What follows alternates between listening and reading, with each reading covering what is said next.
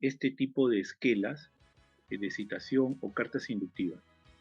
Bien, en la que la administración tributaria, en base a la información que tú registras en el formulario 710 de impuesto a la renta, eh, bueno, empleamos este término, te autorreparas, como se dice, ¿no? O sea, hago la revisión de aquellos gastos que han sido registrados en mi contabilidad y bueno, pues veo que existen gastos que no cumplen con el tema de la causalidad.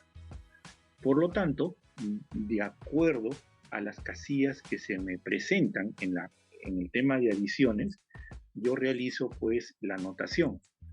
Esto en el formulario 710 completo, porque en el formulario 710 simplificado, el monto de las adiciones va de manera consolidada, o sea, no hay un detalle. Y eso hay que también puntualizarlo, porque este tipo de esquelas, como tú puedes ver, estas del año 2019, del ejercicio 2019, SUNAT en ese ejercicio tenía, o digamos, de todas las empresas obligadas a presentar la declaración anual, el detalle de las adiciones. Sin embargo, cuando se utiliza el 710, ya ahí vemos que hay el 710 simplificado donde no hay un detalle, solamente consignamos un importe consolidado. Entonces, ¿qué interpretación me daría? De que este tipo de esquelas o de cartas que se notifican por tema de omisión al pago, por distribución indirecta de dividendos, eh, bueno, estaría enfocada para aquellos contribuyentes que presentan el 710 completo. Entenderíamos de esa manera, porque salvo que la administración te indique que tú has consignado un importe de adiciones y presentes un análisis de la liquidación del impuesto a la renta. Entonces, y en función a eso, de ahí ellos puedan verificar el cobro de este dividendo presunto, como dice la diapositiva. Bien, entonces, ese es para entrar en escenario.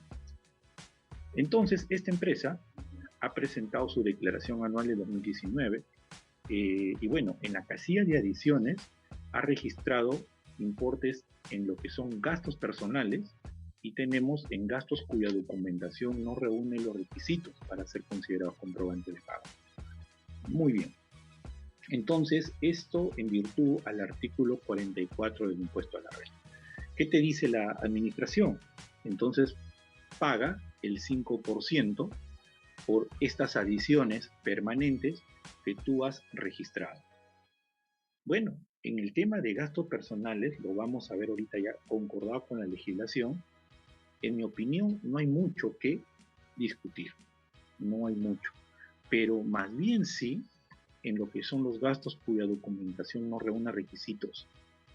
Por aquí se teje una figura de que la administración, digamos, si es que no puede, digamos, identificar el destino del dinero, entonces sí te va a aplicar el 5%.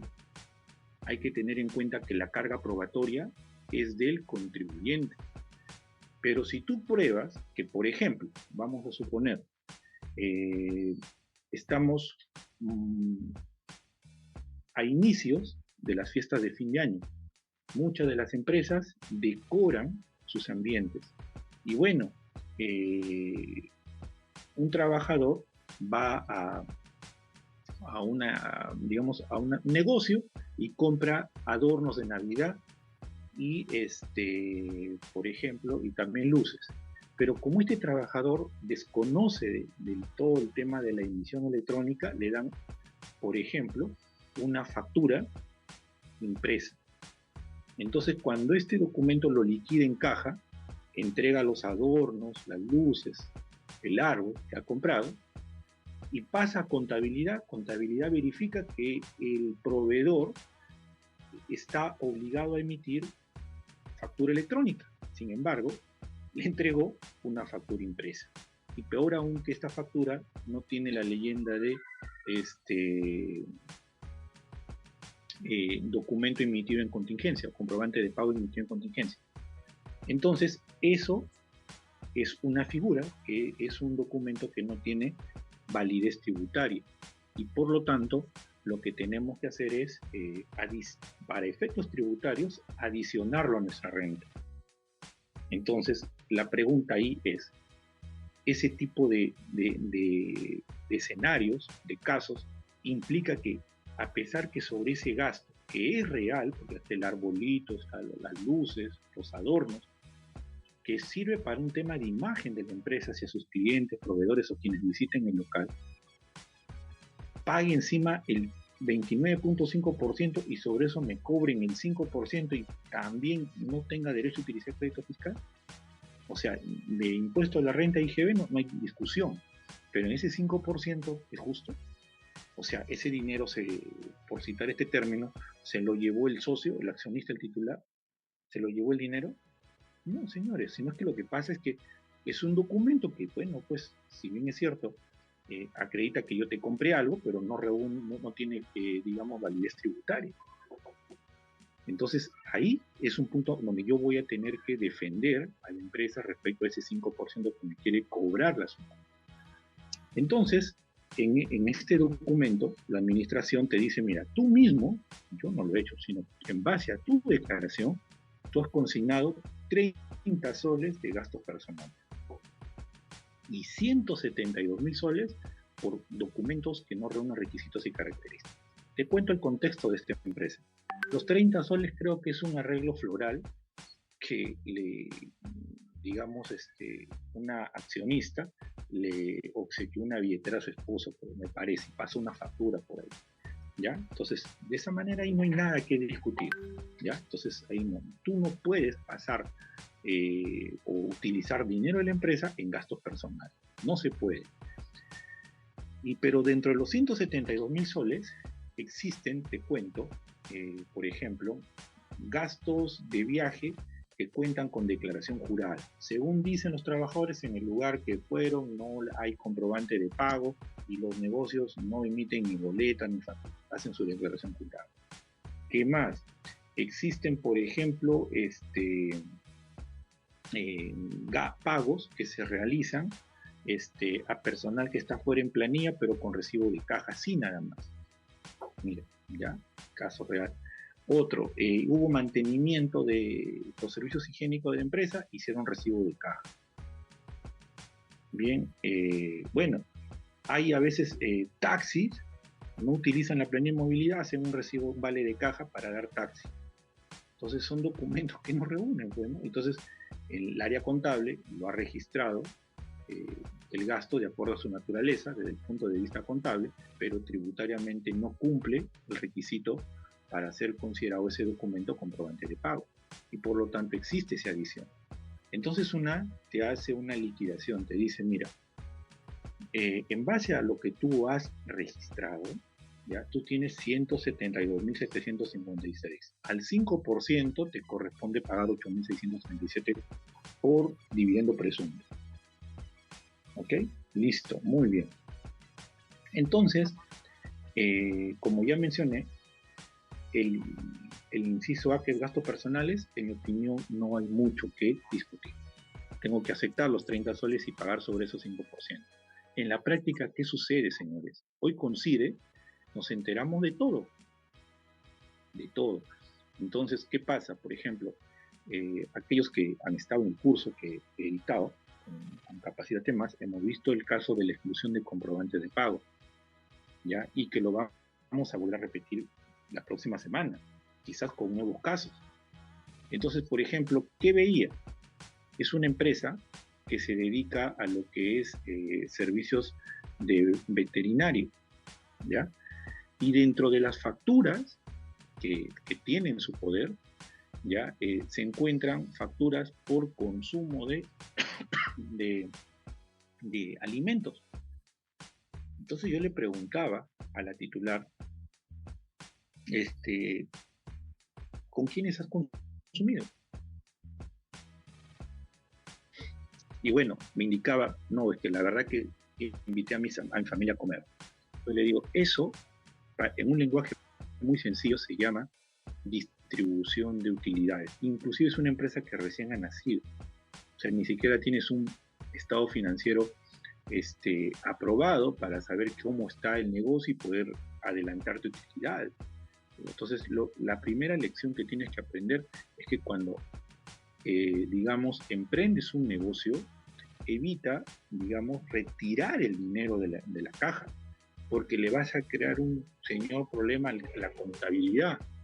Porque mientras que tú, en tu efectivo en caja, contante y sonante, tienes una cierta cantidad, contabilidad va a tener otra cantidad. ¿Y qué va a pasar con eso? Dos situaciones. Una, o bien vas a tener caja negativa, o puedes tener una caja con un dinero que no existe, sobrevalorado. Entonces evita. ¿Ya? Entonces esas dos facturas yo las voy a excluir del registro de compras del mes de septiembre, porque son gastos por consumo. Ojo, que ese es gasto personal. Solamente tienes que tener dentro de la contabilidad todo aquello vinculado al negocio. Punto. Muy bien. Entonces, ese es un ejemplo de gasto personal. ¿Y qué nos dice la norma? Por ejemplo, ya es importante que tú revises el inciso A del artículo 44 y el 47 de impuesto a la renta. El inciso A del artículo 44 hace mención a lo que tú estás viendo, al tema de lo que son los gastos personales. ¿Ok?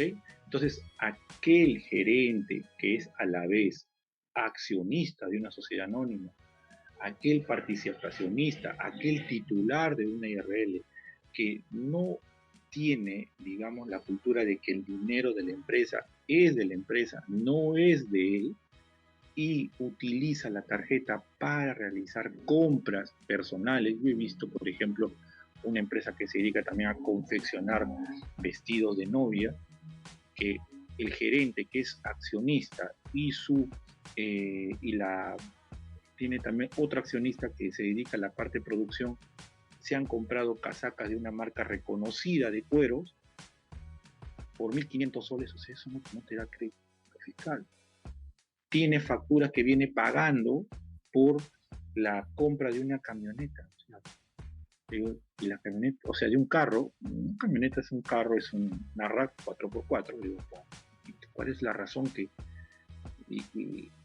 ¿Cómo lo vinculas ese carrito con el negocio? ¿Acaso tú tienes, digamos, un contrato en el que el vestido de novia lo tienes que llevar a donde la novia te ha dicho? ¿O la novia viene, se prueba y lo recoge y lo lleva? No, me dice, lo recoge y lo lleva. Entonces, ¿para qué? No, es que tengo que salir a tener reuniones. ¿Reuniones con quién? No, que también todo quiere saber. No, no es que no quiera saber, sino que lo que estoy tratando es de evitarte problemas futuros. Si no te digo la verdad, bueno, entonces simplemente yo te diría, sí, pásame para bajar el impuesto, pásame tu factura, todo, y al final vas a tener problemas. Y el artículo 47, ya, que también lo vamos a ver en el desarrollo del curso, está vinculado con el tema de lo que es los gastos que se sustentan por operaciones con sujetos no domiciliados. Por ejemplo, caso puntual, ¿quién dentro de la contabilidad de una empresa no tiene un invoice por contratación de Zoom? El Zoom se ha vuelto necesario hoy en las empresas para tema de desarrollo de de reuniones a distancia. Entonces, es necesario contratar un plan con Zoom.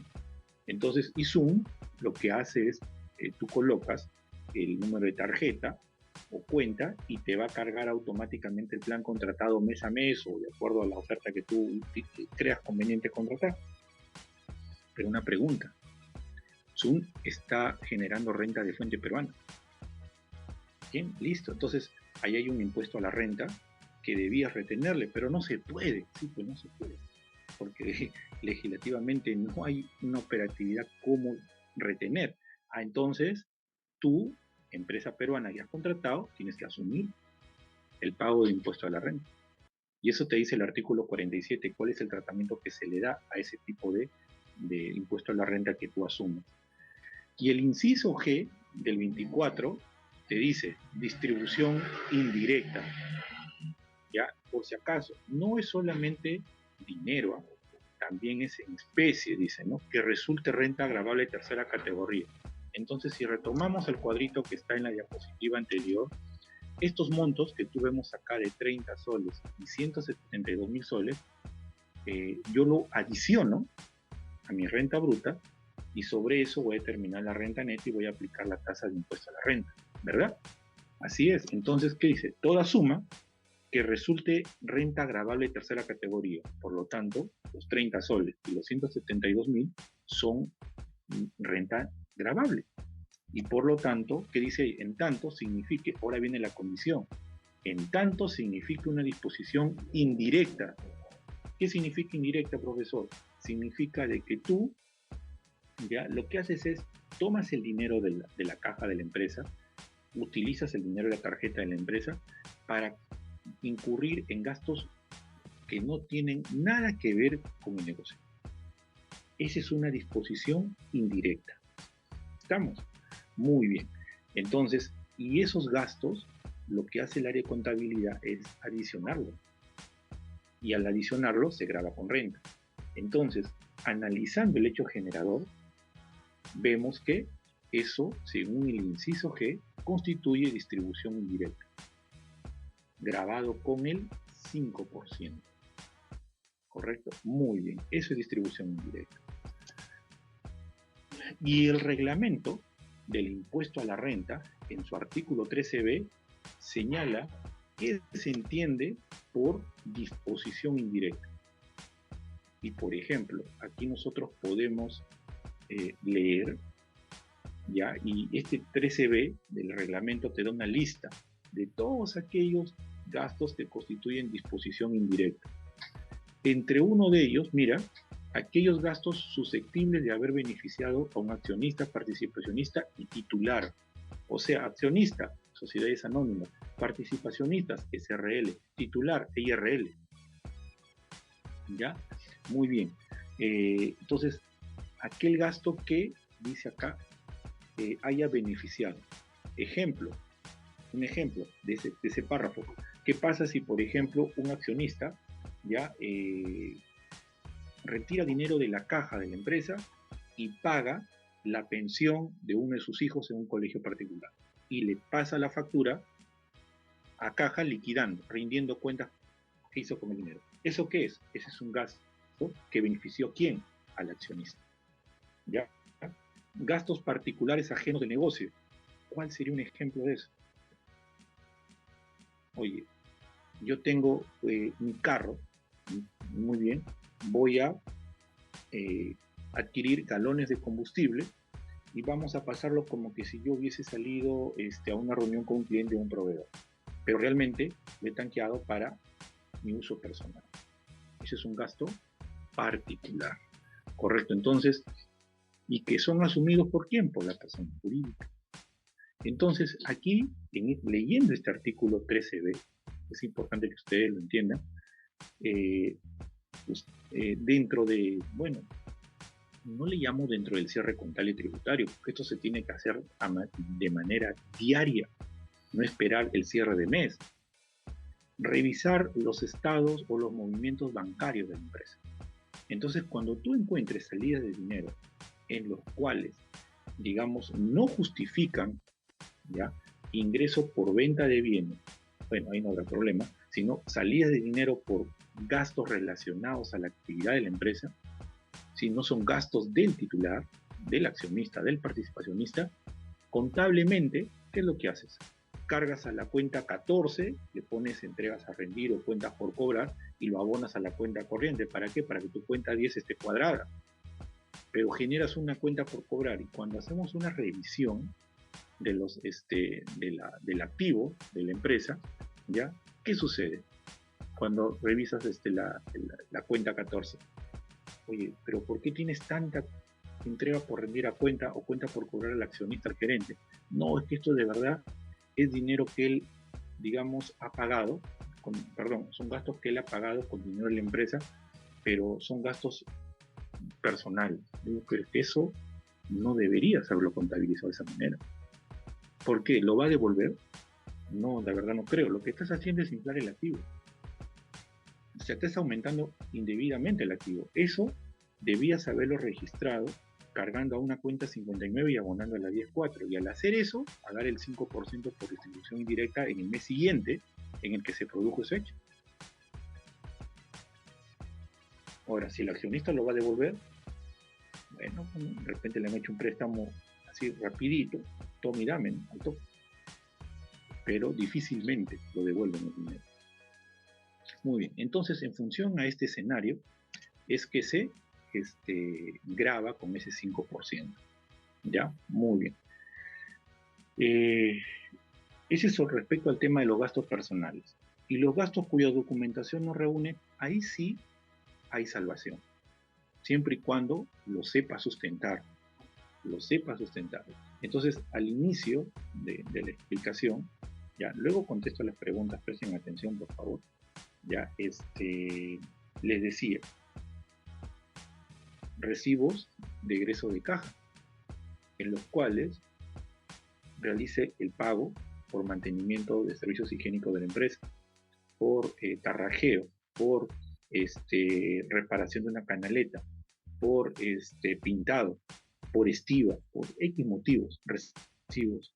Y al momento en que yo le voy a pagar a esos proveedores, ya les pido que pongan su apellido, su nombre, su DNI, y que firmen ahí que han recibido el dinero.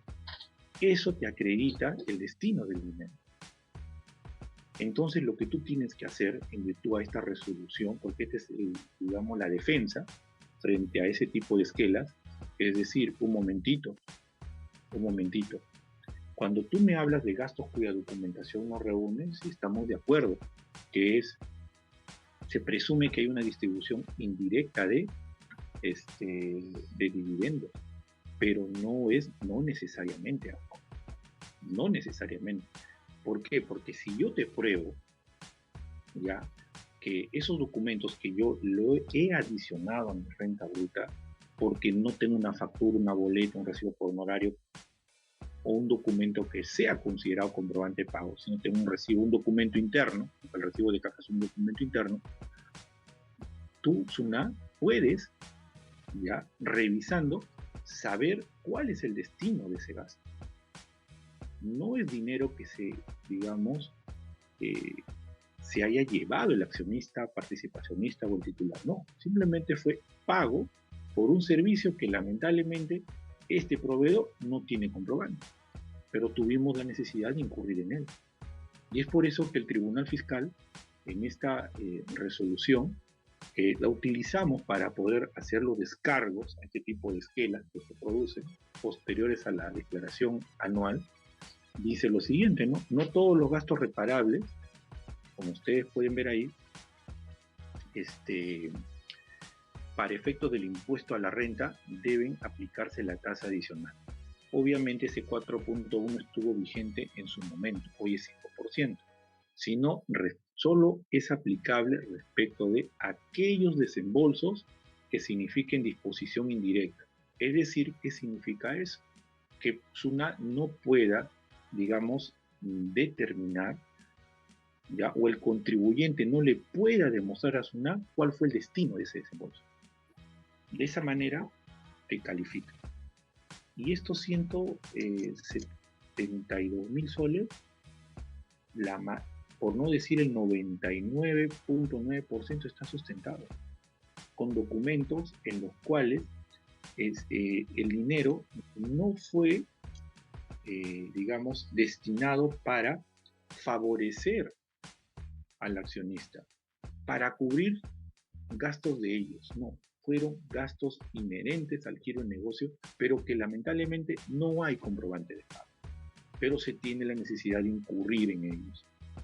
O el pago de un vigilante de la cuadra, donde no nos da recibo, simplemente le damos, o nos da un documento interno que él hace, ¿no? Pagó la mensualidad del mes. Pero necesitamos que vigile afuera, ¿no? Entonces, pero eso no implica que encima que lo voy a adicionar, voy a tributar 29.5 sobre eso, pague el 5% adicional. Ese RTF te puede servir. Muy bien. Entonces, suponiendo que defendemos los 172.000 soles y no vamos a pagar ese 5%, vamos a pagar el 5% de 30 soles, nada más. Caso real. Ya, la pregunta es ahora, ¿cómo realizo el pago? ¿Tengo que presentar un PDT? ¿Cómo realizo ese pago? Muy bien. Entonces, el penúltimo párrafo del artículo 55 del impuesto a la renta te da tres momentos. ¿Ah? Yo te lo voy a comentar, tú lo puedes ir leyendo en la diapositiva. Primer momento, suponiendo que, a ver, he visto que algunas empresas han celebrado Halloween, la canción criolla, correcto, muy bien. Y dentro de esos gastos, por ahí, un accionista ha dicho, por favor, anda y compra, a ver cómo podríamos enfocar el caso, dame 100 soles a la cajera y le entregas a mi esposa para que vaya y compre caramelos para repartirlo a mi niño con sus amiguitos. ¿Ya? Pides factura, ahí lo compra Plaza Vea, factura, listo. Listo, acá está la factura, acá está el sustento de los 100 soles que ha salido acá. Cuando eso llega a contabilidad, y contabilidad ni siquiera va a necesitar el comprobante, simplemente se va a dar cuenta con el CIRE. Ok, entonces, ¿qué tiene que ver eso con un negocio que vende repuestos para vehículos? No es que es política de la empresa comprar dulces el día 31 para que los niños que vengan con su calabaza les dé el caramelito. Olvídate, es un gasto que no tienes cómo defenderlo. Entonces, en este caso, ya, ¿qué sucede ahí? Ya, ese es un gasto personal. Muy bien. Entonces, tengo que pagar el 5%. Muy bien, listo. ¿Cuándo lo pagaría? ¿Cuándo se incurre en el gasto? 31 de octubre. Muy bien, entonces lo tienes que pagar en el mes de noviembre conjuntamente con las obligaciones mensuales que vencen en dicho periodo. Ya vas a liquidar a través de la guía para pagos varios. Muy bien, no se necesita presentar ningún PDT, por si acaso, hasta el momento, hasta el momento. Muy bien, ese es el primer momento. Ahora, ¿qué pasa? Hay un segundo momento que yo no puedo, o sea, dice ahí, identificar el momento aunque es difícil, ¿eh? Pero bueno, no puedo identificar en qué momento se incurrió en ese gasto personal. No puedo, no sé, no me acuerdo. Ok, la norma te dice, lo tienes que tributar en el periodo en el que se devengó. O sea, si el gasto se devengó en octubre, tendrás que pagar en noviembre conjuntamente con las obligaciones de octubre. Aunque es difícil, no saber cuándo se devengó. ¿Por qué? Porque, salvo que, pues, obviamente, y así se habría una posibilidad, es que haya un cargo al estado de cuenta bancaria, una salida de dinero, y donde la persona que utilizó ese dinero, pues no alcanzó un documento o algo para justificar. Entonces ahí sí, mientras hacen las averiguaciones, bueno, tendríamos que apelar al tema del devengo. Ese es el segundo momento. Bueno, y si es que no conozco el primer ni el segundo momento, ya hay un plazo excepcional. ¿Y qué dice? Ya, tienes plazo para pagar hasta el 31 de enero. ¿Ya? Correcto, no te dice 31 de enero, puntualmente te dice si abona en el mes de enero. Ya ves, pero ¿cuándo? Enero, ¿cuándo acaba? El 31. Entonces, el 31 para pagar ese dividendo presunto. ¿Ok? Listo, entonces esos son los tres momentos que se tienen que tener en cuenta. Producto de tu análisis de cuentas, yo entiendo que tus cuentas bancarias las tienes cuadradas, ¿ya? Entiendo, presumo que haces las conciliaciones de manera diaria. Hoy no. El que hace de manera mensual, en mi opinión, la verdad es que va a encontrar muchas cosas que van a ser complicadas de resolver.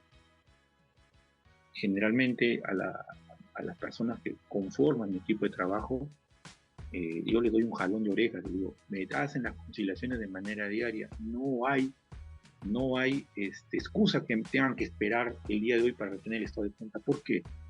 Si la persona que tiene el token hace el descargo de manera diaria de todos los movimientos, los ingresos deben estar sustentados con facturas o boletas, las salidas con facturas de compra. Inclusive, si gustas, crúzalo con el CIRE de ese día y vas a poder ahí, por importes, identificar qué factura justifica esa salida. Todo está sustentado ahora. Y si encuentras algo que esté en el aire, pues consulta con la persona que tiene el toque o tiene la clave para acceder. Y de esa manera vas a poder identificar pendientes. Y te vas a dar cuenta que de repente hubo, digamos, salida de dinero que no guardan relación. Y de esa manera tendrías que tributarlo al mes siguiente, si es que es una distribución indirecta. ¿Ves cómo el tema de la conciliación bancaria es importantísimo? Ahora, si tú lo piensas hacer ahorita, de todo el año, Dios mío, eso nomás te lo digo. O sea, es complicado. No es imposible, pero es muy complicado. ¿Ya? Yo en la práctica que he visto, y les aconsejo esto, de que le piden el estado de cuenta, que es crucial tenerlo en la contabilidad de esa información para saber todo lo que ingresó y todo lo que salió. Entonces, recién piden los estados de cuenta y lo que veo es que lo transcriben, el mismo estado de cuenta lo transcriben a un Excel. Y bueno, no sé, la verdad, ¿qué harán? Yo he visto eso en revisión de contabilidad. O sea, tu conciliación, que estoy todavía tipeando, poniendo por acá. Cuando se hace un informe, se dice, no se cuenta con conciliaciones bancarias. Pum, se acabó, listo. Con eso habla mucho. Entonces, eso es algo muy importante, señor. ¿Ya? Entonces, ¿qué pasa? Suponiendo que tú presentas, por ejemplo, has presentado tu declaración anual del año 2022. Existe un proyecto que vamos a ver, todavía no está todo perdido, ¿ya? En el cual se pretende ya establecer un nuevo cronograma para la presentación de la declaración anual en los meses de junio, julio, para determinados contribuyentes. Entonces, como que hay personas que están a favor y hay personas que están en contra de eso. Si tú me preguntas mi opinión, yo estoy en contra. Y tú me dices, ¿por qué? Por una sencilla razón. Lo que pasa no le vemos por el tema del pago. En la práctica, señores, a veces nosotros no tenemos a la fecha actualizada la contabilidad de la empresa. O sea, nos preocupamos en registro de compras, registro de ventas, pero no en un libro diario, no en un libro mayor, no en un balance de comprobación, no en un estado financiero proyectado para saber si que vamos a realizar pago de impuesto a la renta. Entonces yo he visto, te cuento un caso real, ya que todavía tenemos la cuenta, la asesoría de esta empresa, en donde este tipo de prórrogas hay que saberlas aprovechar, ¿ya? Y sobre todo, estoy también en contra porque hay empresas que quieren solicitar devolución de impuestos y no pueden, porque todavía el periodo no ha vencido. O sea, es todo un tema que, bueno, eso tiene que ver con tema de percepciones o algo, te lo comento porque lo hemos visto. Pero, ¿qué sucede? Mira, por ejemplo, en el mes de marzo de este año, ustedes tienen conocimiento que pues en el norte el tema de las lluvias fue un tema que golpeó el tema económico. Entonces se promulgaron varios decretos de la presidencia del Consejo de Ministros, ¿no? Estableciendo estado de emergencia. Y eso tributariamente se aplicó una resolución, ¿okay? En el cual automáticamente prorrogaba el cronograma de vencimiento. Entonces, nosotros tuvimos un caso de una empresa que tiene ingresos por encima de los 50 millones al año y no llegábamos a la fecha de vencimiento original de la declaración. Les soy sincero, no llegábamos. Si tú me preguntas por qué no llegábamos, por una sencilla razón, las conciliaciones bancarias estaban atrasadas. Profesor, ¿y por qué estaban atrasadas? Por el cambio de personal. Cuando cambias personal en un proceso contable, es muy difícil que esta nueva persona se adapte rápidamente al ritmo de trabajo. Es un tema de reflexión contable, pero te comento. Entonces no llegábamos. Enero, febrero de este año fueron meses que tuvimos que horas para actualizar las conciliaciones. Entonces, ¿qué pasó? Presentamos, recuerdo, sale la prórroga y nos tomamos una semana más. Aprovechamos la prórroga para presentar la declaración anual. Listo. Pero el enfoque que le dábamos era de no atrasar la contabilidad del año 2023. O sea, trabajar de manera paralela. Se logró, muy bien, se ha superado ese problema en el área de contabilidad de esta empresa, pero paralelamente otra empresa mucho menor, factura 4 millones al año, estaba una contabilidad en blanco. ¿Qué le llamo profesor en blanco? Los saldos iniciales no cuadraban, no estaban justificados, habían puesto cualquier importe pero menos un importe justificado. Y la persona, el profesional que tomó el bando de esa contabilidad, comenzó a analizar toda la información, tratar de corregir las cifras. ¿Se pueden corregir esos saldos? Se pueden corregir, aplicando un 8, pero eso también tiene una incidencia tributaria. Muy bien. Entonces, ¿qué pasó? Cuando converso con la administradora de esta empresa, bueno, me dice, vamos a cogernos a la prórroga. ¿Vale? Es el derecho. Pero ¿para cuándo? Y no me creerán que ese dígito vencía la quincena de junio de este año. Y faltando 3, 4 días, presentan la declaración anual. O sea, tenías todo el año 2022 para poder trabajar, más 5 ya por el mes del 2023. Te tomó elaborar una declaración anual 12 más 5, 17 meses. Y encima, a la fecha en que se presenta la declaración anual, no se tenía la contabilidad del 2023. Estaba en blanco la 2023, porque se está, 5 o 6 meses se estaban analizando cosas en el 2023 y 2022. Pregunta. ¿Y ahora? Las personas que han tomado la batuta de esta empresa, en la parte contable, están actualizando la contabilidad y se apunta a eso. Entonces, ese tipo de escenarios se ve en la práctica cuando tienes la oportunidad de hacer una revisión de la contabilidad. Bien, entonces, y cuando tengas esa oportunidad, y te dirán, ¿qué tiene que ver esto con el tema? Porque es un tema de cierre contable. O sea, cierre contable, sí, ¿no? Cerrar las cuentas, ¿no? Y pasar al siguiente ejercicio debidamente sustentado y luego ver la incidencia tributaria de los gastos que hemos tenido. En principio es eso. Pero el tema acá, la reflexión respecto a este caso que te estoy comentando es lo siguiente.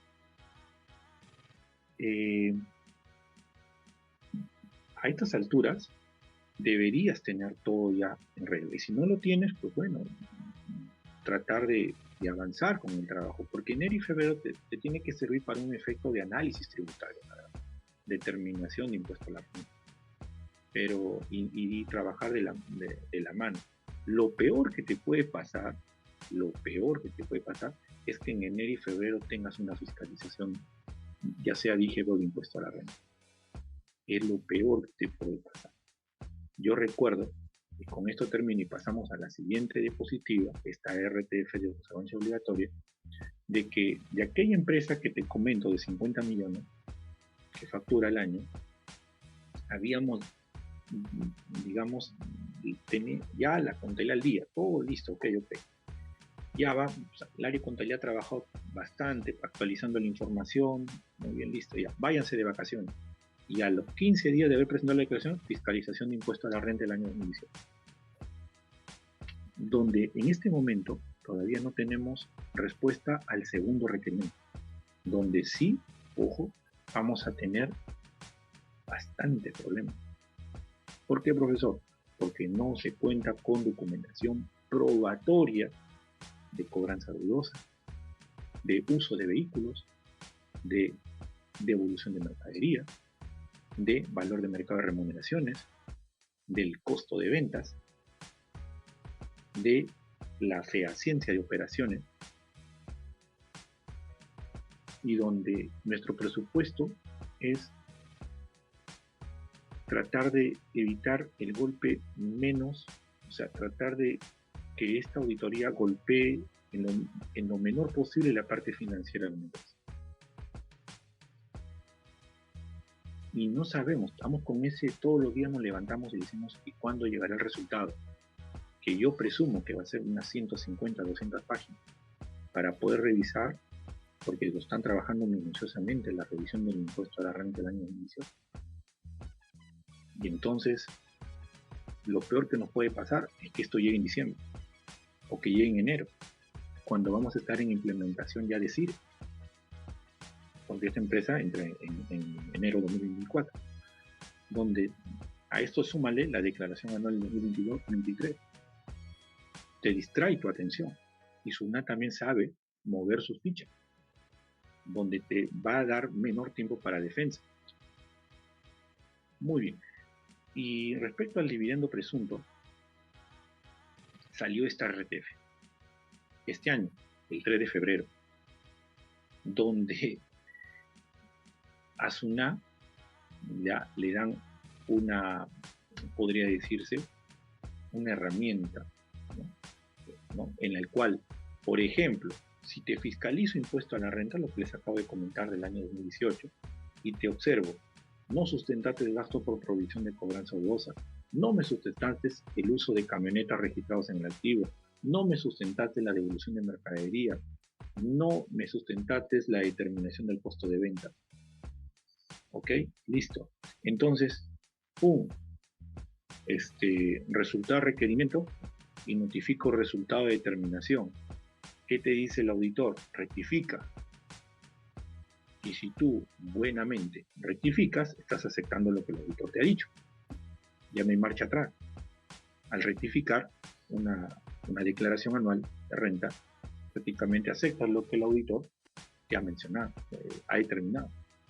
Inmediatamente también te va a aplicar el 5%. Este RTF lo ampara. ¿Por qué?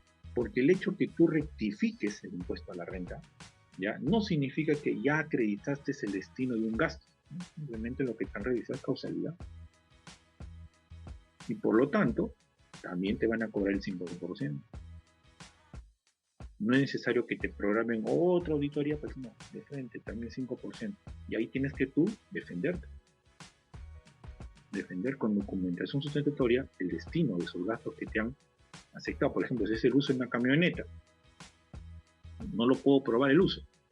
Si tú realmente sabes que esos gastos vinculados a ese activo no están no cumplen causalidad, caballero, gasto personal 5%. ¿Qué vas a discutir? Si no tienes cómo defenderte. Cobranza dudosa, no te pueden cobrar 5%. Pues. Presentaste documentación que, digamos, avalan cuestiones de cobro, pero para el auditor no fue suficiente porque no hiciste un análisis de crédito. Porque solamente te avalaste en que la deuda estuvo vencida por más de 12 meses y durante esos 12 meses no hiciste nada. Por ahí Infocor, por ahí alguna cartita, pero no le acreditas gestiones de cobro. Por eso no hay 5%. Entonces tiene que tener bastante cuidado con ese tema. Bien, listo. Vamos a ver algunas preguntas antes de terminar esta clase moderna. A ver, vamos a ver. Vamos a ver por aquí. Por acá han preguntado. Me dice, ahora con el CIRE, me dice Amelia, aparece facturas por los bancos. Sí, correcto. Las comisiones. Tenemos más trabajo porque todas las comisiones que tenemos en los bancos, tenemos que cruzarlo con la factura que supuestamente nos tienen que entregar, ¿no? Pero por CIRE nos vamos a dar cuenta las comisiones, ¿ya? Entonces, ¿por qué tendrías que excluirlo, Amelio? Hay una RTF en la que señala que las comisiones bancarias, el gasto se acredita con la factura. Te lo voy comentando. Muy bien. Entiendo que primero declaras la factura y al total se le saca el 5%. Buena la pregunta. Mira, en este caso, el valor que tú consignas en las casillas de adiciones es, como su mismo nombre término le indica, valor. ¿Ya? Valor. Si haces donaciones, las donaciones son actos de liberalidad. Por ejemplo, la empresa ha decidido hacer una chocolatada navideña el 17 de diciembre para todos los niños de los alrededores de la empresa. ¿Eso qué es? Liberalidad. Pero hay fotos, hay videos, sí, pues, pero ¿qué obligación tenías tú de hacer la chocolate? ¿Ya? No que los trabajadores tienen un espíritu navideño, sí, liberalidad. ¿Ya? Maggie, ¿cómo se registra esos gastos? Tienes que utilizar la cuenta 63, la cuenta 65, la cuenta 62. Depende de la naturaleza del gasto. ¿Ya? Muy bien. ¿El 5% no debería ser descontado de lo que entrega al accionista? En teoría sí, pero te la pongo muy sencilla, Pamela. Tú eres analista de bancos. O sea, dentro del área de contabilidad te han contratado para hacer el análisis de la cuenta caja y banco. Por citar, porque no se llama así, pero para hacerlo en un lenguaje sencillo, caja y banco. Y encuentras salidas de dinero, cargos a la cuenta que no tienes documentos, no sabes qué es, y luego te enteras que fueron retiros de dinero al accionista. El dinero ya se le cobró. La cuenta 59 tiene que ir por un monto mayor. Vas a abonar la cuenta 40, impuesto del 5%, y abonar el saldo que ha salido de cuenta corriente. Ahí tienes que hacer un artificio. ¿Ya? Marlon, las entregas a rendir al personal que no están en planilla. Buena. Y nacional extranjera, ¿son disposición de utilidades o no rinden? A ver, buena la pregunta. ¿Qué vínculo hay con esas personas? Primer punto a tener en cuenta. ¿Ya? ¿Qué vínculo? Si obviamente se tratan de actos de liberalidad, la respuesta es que sí está sujeto al 5%. Ya, 5%. El hijo trabaja en la empresa y también se repara. Depende. Depende, porque si realmente el hijo sí trabaja, yo por ejemplo tengo una empresa en la cual el hijo de la gerente trabaja en la logística y hay documentación que prueba que él contrata transportistas, cotiza productos, despacha en comunicación con los sucursales. Lo único que tengo que evaluar ahí es el tema del valor de mercado de remuneración, nada más. ¿Ya? Pero ahí no habría mayor problema. El vehículo tiene que ser activado a nombre de la empresa, independientemente que lo active, ya lo que en una auditoría tienes que tener cuidado, Marvin, es el uso del vehículo. Por ejemplo, a ver, te compras una camioneta 4x4, una RAC más bonita, una RAC 4x4, listo, y eres una veterinaria. Pregunta, ¿para qué lo vas a utilizar?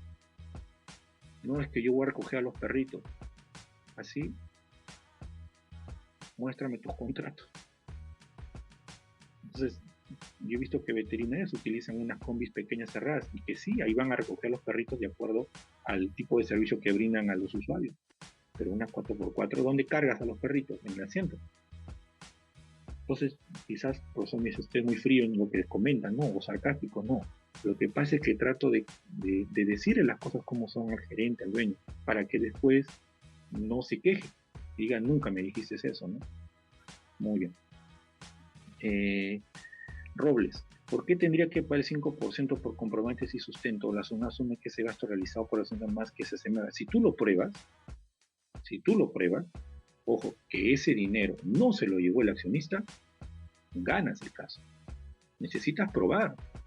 ¿Y cómo lo pruebo? Con el recibo de caja, en el que ese dinero no lo recibió el accionista, lo recibió un proveedor que me hizo este trabajo y lamentablemente no me dio comprobante. Entonces ahí no hay. Y aplicas ese RTF que yo he mencionado. Pero tienes que probar. No se trata solamente de decir por decir las cosas. ¿Ya? Muy bien. La factura dice por consumo, atención a clientes, ¿cómo se acredita con el CIRE? ¿Cómo se acredita para conseguirlo en el CIRE? A ver, ya, con esta pregunta termino. ¿Ok? Con esta pregunta termino. Primero, si yo tengo un consumo con un cliente, por ejemplo, vamos a suponer, ¿ya? Capacítate más, me cita a un restaurante. ¿Para qué?